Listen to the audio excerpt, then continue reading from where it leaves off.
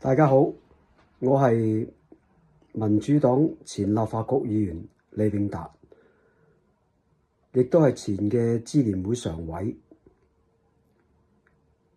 我喺80年代初已經認識李卓人，大家一齊喺啲勞工運動、社區運動裏邊合作民主運動。我認識周幸彤就要喺教學期去到支聯會嘅工作嘅後段，我認識阿彤。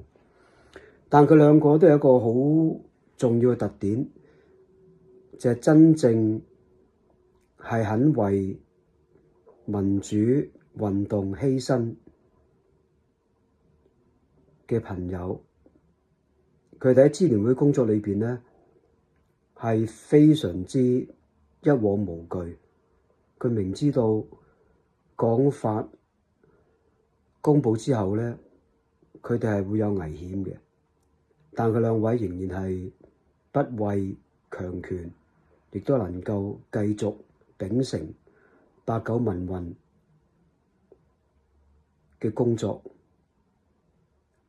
佢兩位應該喺近一段時間就會重新上法庭提堂被審訊。